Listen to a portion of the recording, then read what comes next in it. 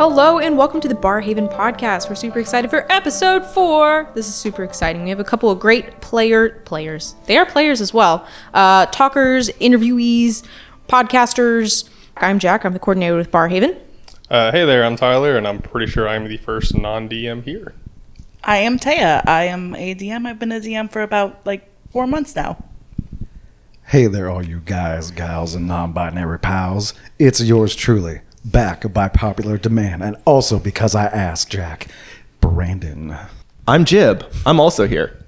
Yeah. All right. Brandon, we love that. What's funny is you did ask, but the only person that's been requested is Nick. So I have to bring Nick back too. Yeah, I like Nick. Nick is good. But if you don't know BarHaven, BarHaven is a D&D tabletop RPG and nerd community with locations all over Houston, Texas, and expanding into Katy, League City, the Heights, all of the above. We bring players together in a safe and comfortable community to play some great pop-in games as well as some other non-D&D tabletop RPGs. And we provide all the resources you need to enter the chaos that is games with alcohol and non-alcohol. That's good too. But today we have a couple topics that may perk people's interest when it comes to tabletop games or just Dungeons and Dragons in general. And I brought Brandon back because he specifically was going to tell me a story, and he requested Jib and Tyler be here today. So I'm going to give this immediately to Brandon. I really wanted to do this with Jib and Tyler because we're talking about D&D stories, and these two are part of one of my absolute favorites. Tell me, Jib, Tyler, does the betrayal ring a bell? Well, I believe I burned that player card after that night, so yes. So let me paint you a word picture. I used to run, before I started doing campaigns on Sunday, I used to run TPK night. And one particular TPK night... What is TPK night, Brandon? TPK night, a fabulous question, Jib. TPK night is a special night, usually the first Sunday of the month, when the GM specifically tries to murder their players. Also known as Total Party Kill. Acronyms are helpful. It is my favorite BarHaven activity. I am very upset that I haven't been able to do it in quite some time. So that particular one was going to be a level 10 TPK. I was super excited about it, and I had 6 players at the time already booked for it, and I really wanted to do something different. I'm sitting at work, and I think to myself, you know what would be really cool? If I have one of the players betray the party. So I messaged Jim. I'm like, hey, Jim, I need you to be real cool for the next 5 minutes. How do you feel about betraying the party that you're going to be with? Jib, what did you say to that? I kind of want to pull up our Discord logs. But I think I was down pretty much instantly. I think I was more for it than you were. You were. Yes, Tyler. I do want to say that Jib was not the first person. I was the second Brandon choice, asked. but Bailey's fucking lame, so we don't have to worry about that. It's true. I made the wrong choice. Bailey's great, but Jib made the correct choice. Mm-hmm. And yes, you were more for it than I was, because on the night of, I asked Carlo, I was like, hey, I'm really nervous. What if they get real mad at me? Turns out I had nothing to worry about. So the whole premise was that they were going to storm a castle and beat up a vampire lady. They're all level 10s, and I give them magic items. They all can grab something, and it never fails. Tyler has learned this with me. Anytime I give you a choice of magic items, it never fails. They always take the belts of giant strength. Yeah. And I'm like, that's great. What are you going to do about it being immune to non-magical attacks? And it feels like Tyler's the only one that's learned that. I tried telling people, any of the other TPKs, and they're trying to pick items, try to tell them to go for a magic weapon. Also, because the players knew ahead of time that they were going to be fighting undead, we had 3 paladins in that one game. I think it was 2 and a cleric. Yeah, it was 2, and I was one of them. Yes, Yeah. It was fantastic. So they're in this game and they're having a great time. And I felt so bad because that was the night that you brought your cousin with you. He had a blast if it makes you feel any better. I'm so happy about that because I legit felt terrible. Did Jib succeed? About that. So they have their first fight. And before I pulled Jib off to the side, I was like, listen, anytime you take damage, quote unquote, from one of the monsters, don't write it down. Because the way I had it was the monsters were in on this and they were just pretending to attack Jib. So That's actually really clever. So the first fight, honestly, I felt was the harder fight, which they were fighting a Bodak, and if no one's ever fought a Bodak before, if you want to kill players, that's how you do it. I picked the right item for that fight. You absolutely did, and it was great. I picked a tattoo of necrotic resistance. Yeah, and that's all that thing does. I love D&D tattoos. They're so... No one uses them that often, and I'm upset about that. So they have their first fight. It's a little rough, but y'all do it. And then they have the big goth mommy fight. And, and it's going about as well as you think it would. So she performs a ritual. They don't stop it. And she also turns into a Draco Lich because reasons. I had bought a Draco Lich mini and I really wanted to use it. That's fair. Yeah. And since then, it has been known that if I bring the Lego bag, I have a giant mini in there. And I've played in his games. And It's everyone true. is absolutely terrified. He brought in, I think we got this for your birthday, but it was like it was a big dragon. And it had Elder 6 Brain heads. Dragon? The Draco Hydra. Is me. Yeah, it was Jib and bought the dragon. Yeah. Nothing And I signed spikes more fear into players' hearts than seeing a DM assemble a map. Like, okay, give me 5 minutes, let me assemble the map. It's like exciting because they want to see it, but it's terrifying because they might die.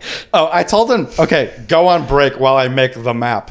Yeah. And they come back and I unveil it and they're like, oh shit. But also cool. Yeah. Like, oh, it's so cool, but we're also gonna die. So they TPK rules, Yeah, TPK. TPK rules. It's how it works, and I love it for that. So they get into the fight, and like halfway through the fight, the villain is given their big evil villain monologue, and they're like, "So how about we stop with this charade?" And that's when I give Jib the signal. Jib, what do you do? I immediately go for Tyler's cousin, who's brand new to the game. Brand new to our organization, at least. Because I'm like, okay, Druid, there's temp HP because it was a Sports Druid, but I feel like the Wizard's too far away. This is my best way to make an impact. And I just immediately unload 2 Divine Smites. That temp Oh, dear. HP saved him. It was so good. So the exact second Jib finishes their turn, they all stop. They're all pissed, especially Tyler. I have never seen him that angry. Anybody at the table would have seen the next time I went to go grab a drink, my hand was actually shaking. I've done it to you twice. Oh my What was gosh. the first or the second time? We can tell that story later. Oh, wait, no, I think I know what you're saying. So them as a collective group just look at the big evil dragon and go, give us a second. We need to handle this. And the dragon's just like, oh, okay, sorry, my bad. And they all proceed to jump Jib. It was a rough one turn. That's fantastic. I think I spent my next turn also making sure that Jib was dead, and not Oh, just yeah. unconscious. Oh, yeah, no death saves for me. There were You 0 smacked me death twice. saves. I believe my words were, hey, Jib, do you like sticks? As I smashed them with a giant club. The funny thing was, had y'all not attacked Jib, y'all probably, long story short, they lost. They all died. If y'all hadn't attacked Jib, y'all would have won. Because at the very end, when there was only like 2 of y'all left, the dragon had 16 hit points left. I regret nothing. So since then, anytime I've run a TPK, everyone is just like, who's the traitor? Who is it? I haven't done it since. We didn't need it on the next one. And I haven't been there since, so there's no one to distrust me either. Wow. We love, the physical sensations that you get from D&D because you're sitting there like, I hate every single one of you. One of you is going to betray me. Terrible. Or cast fireball. Or cast fireball in the worst possible place. Yes. And I the didn't whole ask how big everybody the room dies. was. Long story short. I actually recently, one of the players in the campaign I'm in gave me a set of dice, and the box said, "I don't care how big the room is, I'm going to cast fireball." This is in reference to a campaign I'm in currently. Early in the campaign, my character was kind of murder happy. She cast chill touch, or she toll dead. She cast toll dead head on a gnome in a gnome temple and killed it accidentally, not meaning to get a nat 20. And then the whole temple attacked us, and this is like 30 something gnomes end up coming after us, and we can't escape. We almost wipe the entire run. We actually almost died. The only thing that saved us is one character had a death saving throw and got a nat 20 on it because of inspiration, and we were able to make it out alive, but it was close. Was this in Casey's game? Yes. Of course, it's Casey. Game. Of course, it's a Casey's game. Casey's game Casey is the only is game where the- you will die to gnomes. Yeah. Yes, we actually refer Or to this ferrets. incident as Gnomicide. Oh dear. What Brandon just brought up was, I think, a good D&D story for me to tell, and why I will never forgive our GM Casey. It wasn't ferrets; it was weasels. Casey gets brought up a lot in this podcast. We're gonna have to bring him on at some point. Yeah. How to kill a player. Yes. He is the real life TPK master. He doesn't have to try. Has he ever run a TPK? Nope. No. Yes. Oh God. Oh, maybe I don't know. I think we've talked It about wasn't at some point. specifically a TPK Well, though. so the module is Ghost of Saltmarsh. Apparently, I'm not the only one who has died to this enemy, but one of the starting options has your players investigating a haunted house. Whether the house is actually haunted or not is a different question. Ghosts of Saltmarsh has annoyingly few ghosts. My character, Lucia, a hermit cleric, and like a decently tanky character, walks into a garden with another character. We get jumped by weasels. The weasels get a surprise round. Darn weasels. My initiative is 2 lower than the weasels. They get not a surprise. Technically not a surprise round. I know how the D&D 5e surprise rules work. Don't at me. Basically, the weasels knock me down to like 2 the first turn. Second turn, they get a crit. We're playing with crunchy crits, which is the house rule that makes crits way stronger. And I, in that turn, immediately go to my negative max HP, insta-dead. I didn't get an action. This is the first combat of the game. And I shamed so many people into buying me shots. Yep. That's okay. Was that the character where I printed it out for you, Amanda painted it, and then that was your first time using it? No, that was my second character in that game, which died 2 sessions later. Yep. That one was less bullshit. It's okay. I don't blame anyone. Sometimes it was a it great do be like time. that. But yeah, then we brought back the first character as a zombie, and it was great. Highly recommend playing with him if you like a meat grinder kind of game. Woohoo, Casey. A little sad I had to drop his. So I am in Jib's Waterdeep Dragon Heist game on Mondays. I am playing an artificer who is aptly named Artie. Woo, artificers. Woohoo, artificial. Yeah, deal with that, Carla. Carlo's not Yeah. here. We're good. I immediately commented in the comment section, I love artificers Yes, they're fantastic. I love on them. the third episode. I get to put in real world knowledge to make magical bullshit. My character has a metal arm. A, because of the subclass I thought it'd be cool, and B, because part of his backstory is his old shop burned down by a rival, per se, in the old town. And when he tried to stop it, a bodyguard nearly chopped off his arm. So Artie, being a fantastic artificer, decides to make himself a new arm, even better. The rival, aptly named Gunther, found out about it, decided that he wanted the schematics, and proceeded to blackmail me by capturing my old worker and threatening her life. So it was initially going to be a meetup at one of the bars in the town, or one of the inns in the town, at a room there. We got there early, set up some traps so it would be good, disarm their traps, and then they got there early on the day of, found out the traps by a few of the guys dying to them, and decided to leave Artie a little parting present for when the team got there. The parting present was the arm of his worker. That was some feelings. I just wanted to bring this up because Tyler mentioned how he was literally shaking, and I was like, I've done that to you twice now. Yeah. Yeah, no, that is... Phrasing. Yeah, don't worry about it. After a certain point, you have to ask, is it targeted? I Is don't it know, targeted? Jib, is it targeted? I mean, when I'm like designing character quests, I think about what I think the player would enjoy. And I think you would enjoy like... Oh, I had a blast. I think you would enjoy this like kind of gritty vibes, these kinds of like, I made a mistake and I am paying for it. Yes. And you would enjoy getting even more angry at your rival for the time when you finally get to defeat them. Right. I am all for consequences in D&D. And even when I was describing backstory Jib, I told them that my guy was just looking for a fresh start. He wasn't trying to get revenge. So Jib went ahead and went, I'm going to give you a reason for revenge. And I thought love that was detailed great. backstories and but Detailed I backstories are the best. I was probably not shaking as much as Brandon's TPK, but still quite a bit. I actually have an asterisk in the detailed backstories thing. I think that having too much detail doesn't necessarily give as many hooks. I think in some of the games I've ran, the players with like really short, quick backstories are sometimes the easiest to write stuff for. You're welcome That's on true. terrible. Because you giving backstories. give me like a short backstory that gives me a lot to work with is different from a long backstory that doesn't give me much. And I find a lot of really long backstories don't give me all that much to work with.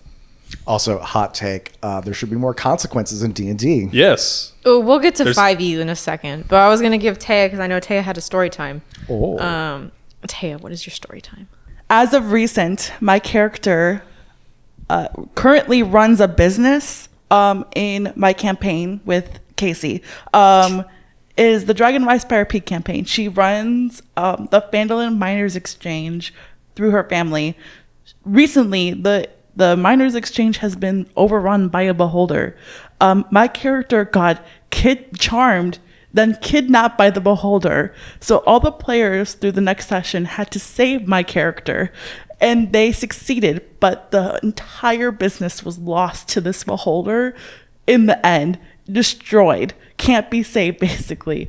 Taya literally had Excel spreadsheets. I for had this Excel business. spreadsheets for this business. That's more effort than my That real sounds job. like a lot. I was furious, to say the least, but in a good way. There's character growth to be had from this, and I think that's why good backstory is always so important. Is she spent her whole life striving for this business, and how is she going to change and grow from this? And that's why I think it's actually really good to have at least some backstory on the other end of like how much backstory is too much backstory spectrum. That's fair. My character, I'm in Brandon's, as I said in the first episode, I'm in Brandon's Sunday Magical Girls campaign, which We'll is go like Magical Girls. woohoo, Magical Girls. It's like an 80s themed Sailor Moon Magical Girl stuff game. And I didn't give a lot to Brandon. He asked a couple questions. I gave him a couple sentences per question. And I told him that my character was missing her mother. Her mother went away when she was a child, and she grew up with her father, and her father's a butthead, right? Mistakes were made. Shouldn't have said that. My mom apparently is alive in this story, and she's like a big part plot of twist. this. Yeah, plot twist. And I'm sitting there like, oh, great. And he's like, what did you say? You said one of the characters and one of the NPCs was like, oh yeah, she was here like 2 years ago, but I don't know where she went. I said, what do you mean 2 years ago? My mom's been missing for 10 years. And so my character is like really frustrated because, she left for getting cigarettes or milk and just didn't come home. I mean, but she did go to work. If you would stop looking in the strip clubs and start looking in the grocery stores, you might find her. Look. Hey, we love Bananarama, okay? Look, it's a great strip club. If I don't give them trauma, I'm not doing my job. It's true. Fair enough. That's every Sailor Moon episode is just a little bit of trauma. And, sparkles. It's fine. What could go wrong? In our case, convertibles and good-looking gentlemen. Oh, don't worry. It's going to get way worse. I've heard you were dating the enemies. I heard that was a thing Oh, that no. happened. That's one way to find the... My character... Well, I don't know what my character's doing anymore.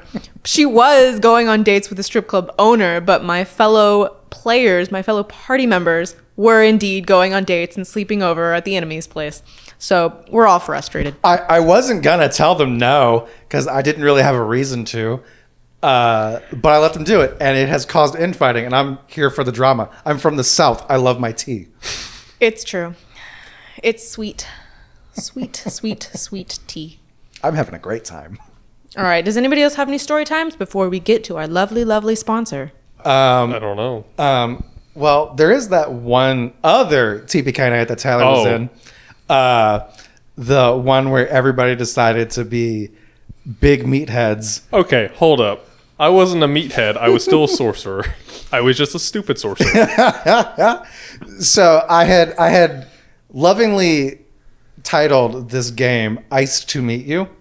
Them thinking they're going to fight a lot of ice things.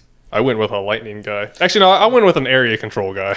Yeah, no, which was great. Honestly, you would have done fantastic if one particular thing didn't happen.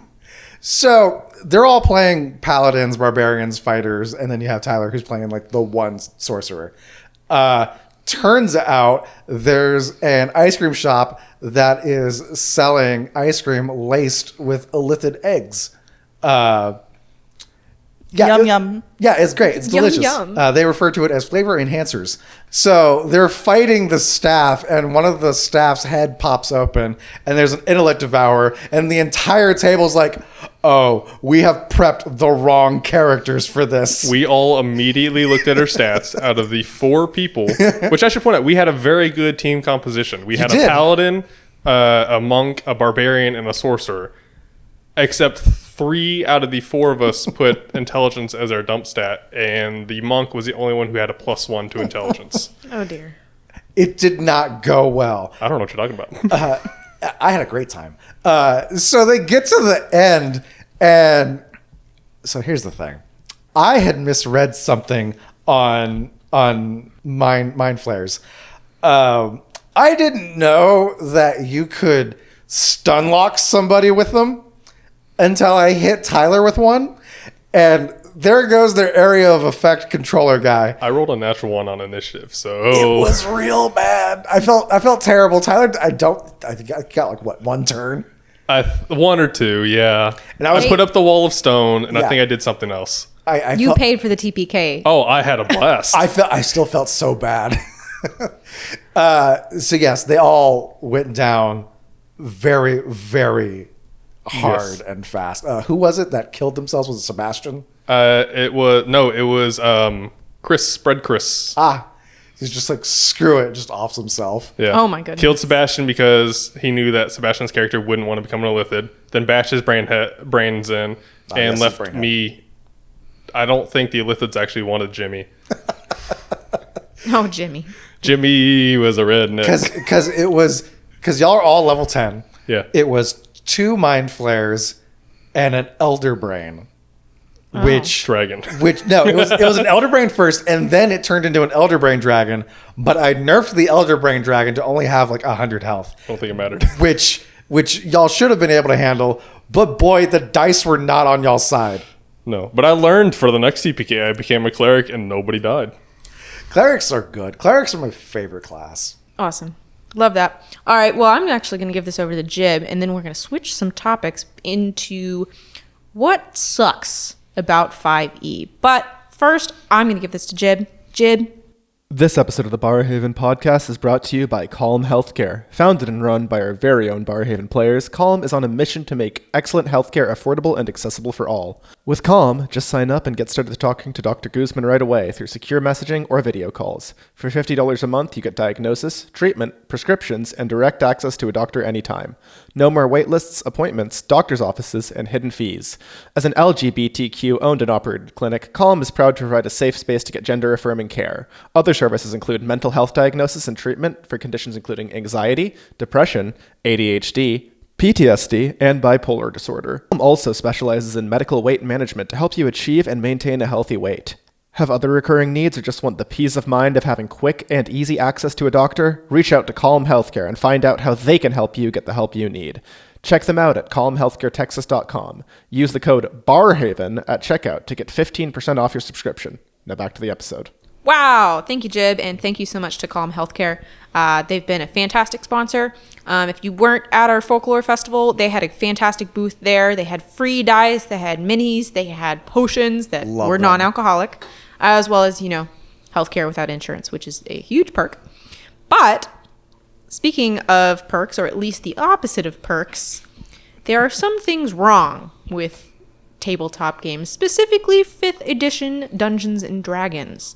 I brought this up because we were talking about hot takes last time. So I wanted to see some of our talkers, our podcasters, our vetted DMs and players, what they think is wrong or terrible about 5th edition Dungeons and Dragons. Who's first? Brandon. So, here is my biggest beef with 5e. So, as someone that came from Pathfinder 1st edition, going into 5th edition, I'm trying to plan games, trying to plan sessions, and what would be great that I don't have in the game? A list of magical items and what they cost. Oh, yeah. The game is just like, I don't know, maybe 100 gold pieces for this. I'm just like, why can't you just put a number to it? Please, I bought this. Give me a hand. I'm begging you, please. And how long has 5e been going? Like 12 years?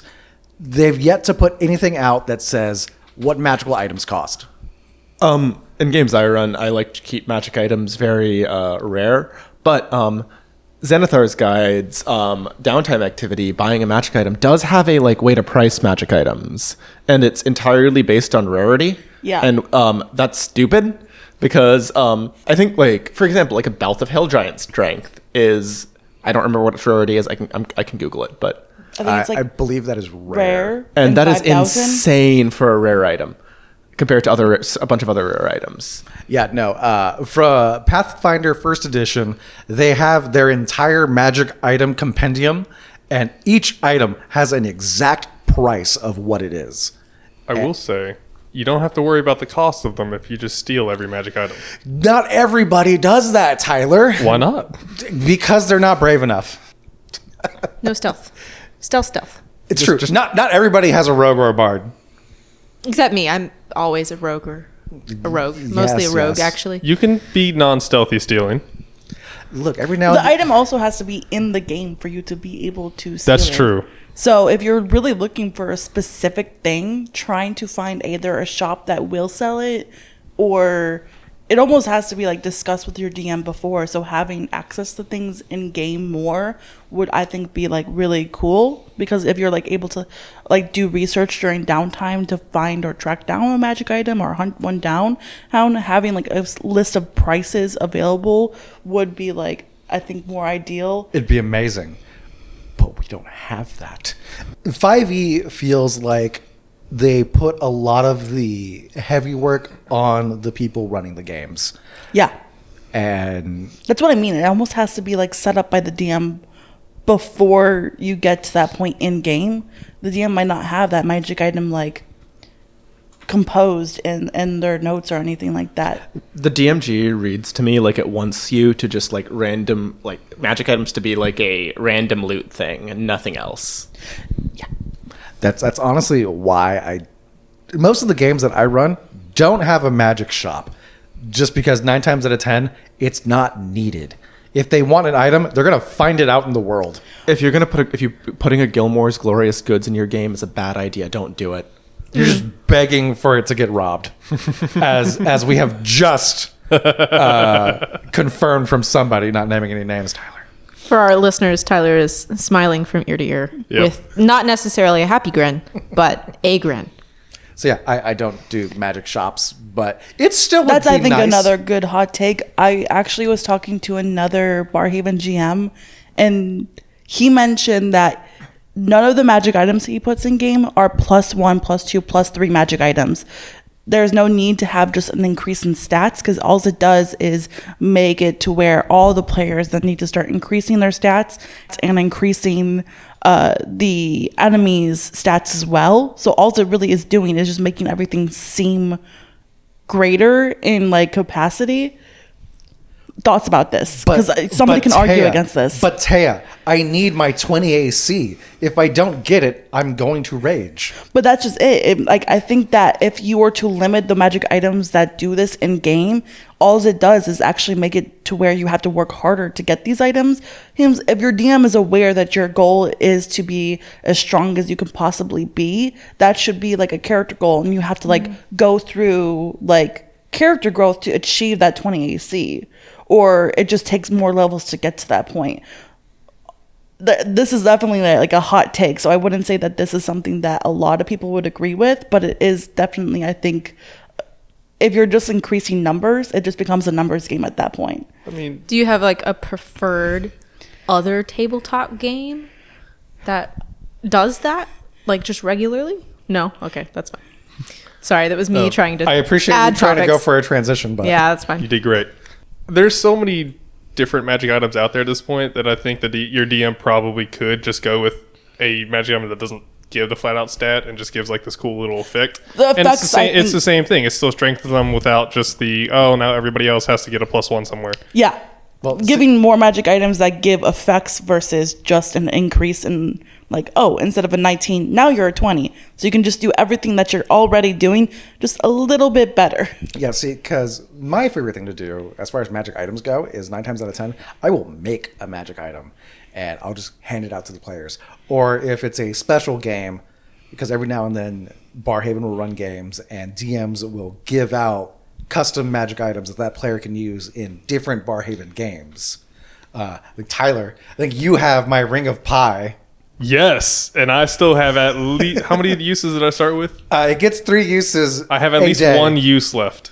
It'll get 3 uses a day. I'm aware. Yeah. Would you say that another problem with 5e might be that it's very dependent on homebrew in long-term campaigns? Well, that's kind of a touchy subject because Yeah, I mean, as someone who almost never runs modules, I always not always, I mostly run homebrew stuff, and basically the player's guide is just a skeleton, and I just kind of like fiddle with it and just do what I need to do in order to get to what goal I am trying to get to, if that makes any sense.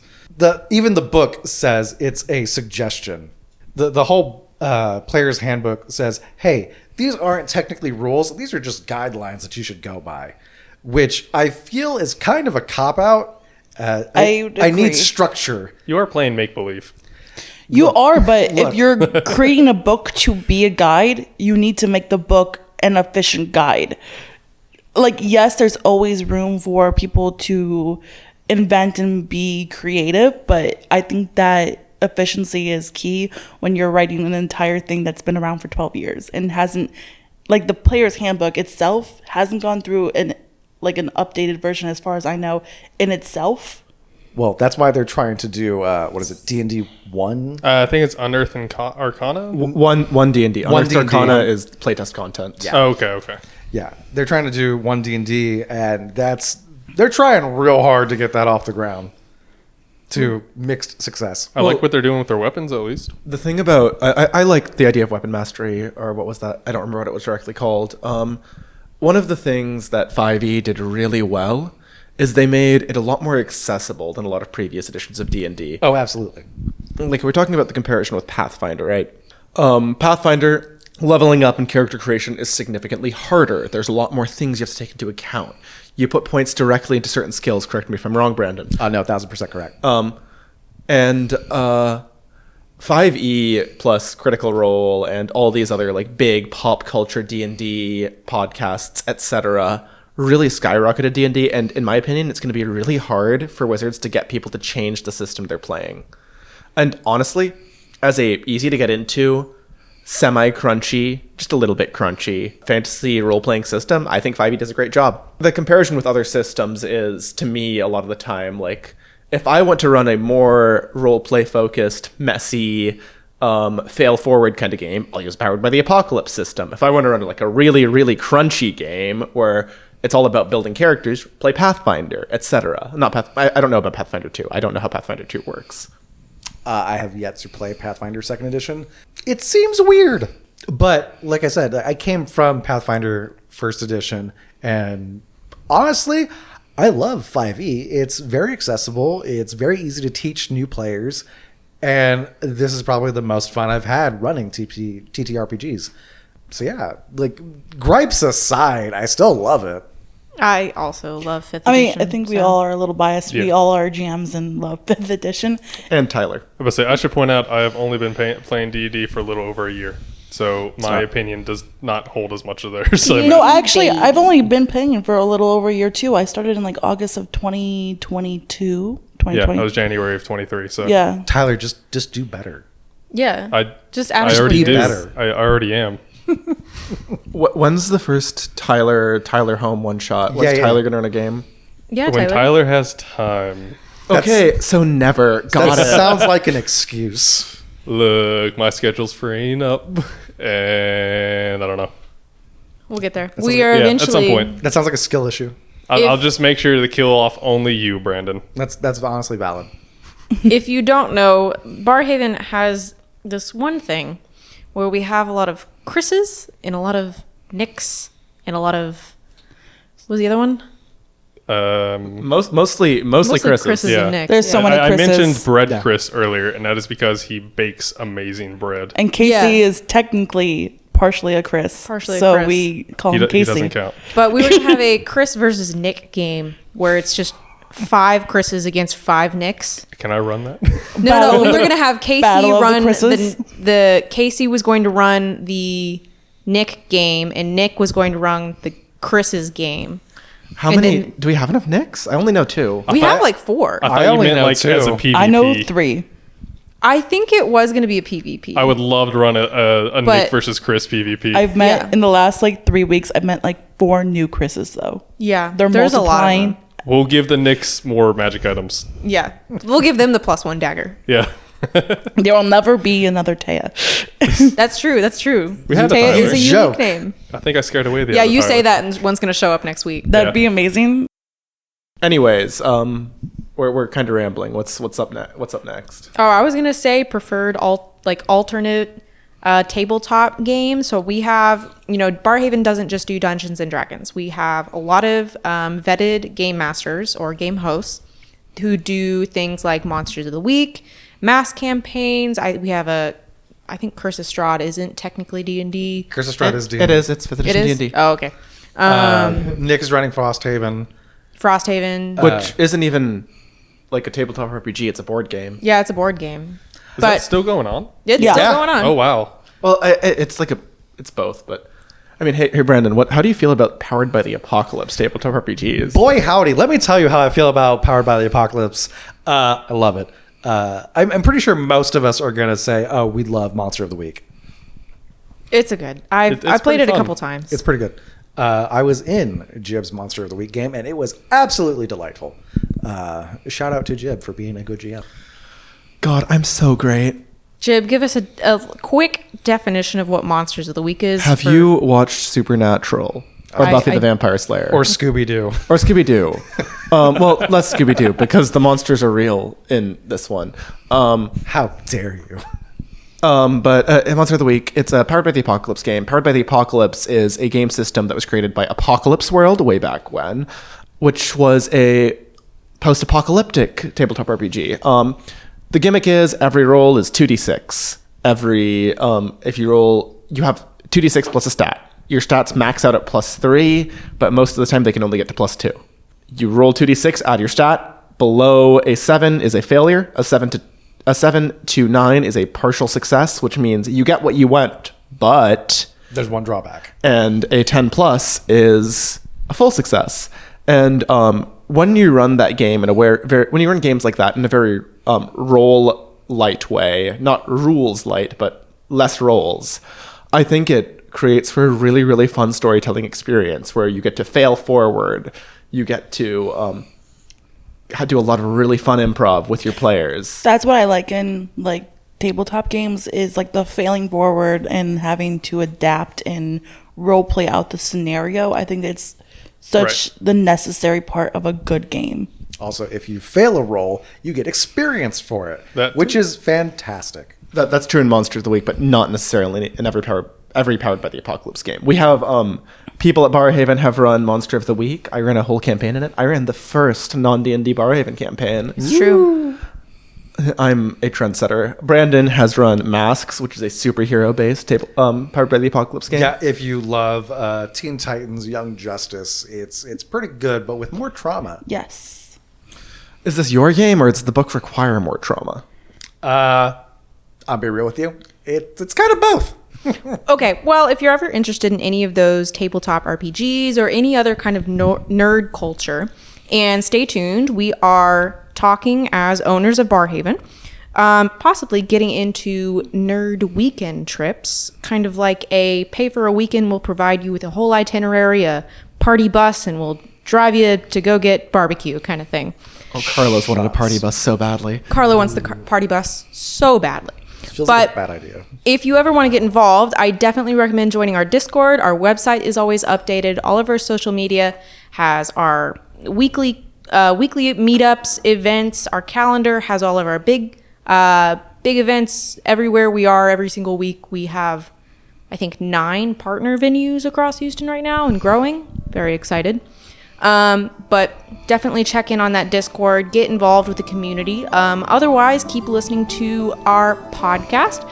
This has been the BarHaven podcast. I'm Jack. I'm the coordinator with BarHaven. I am just Tyler. I am Taya. And I'm Brandon. And I'm Jib. I do the audio and stuff for the podcast. We love a good audio tech. But thank you so much for listening, and we'll see you next time. Bye.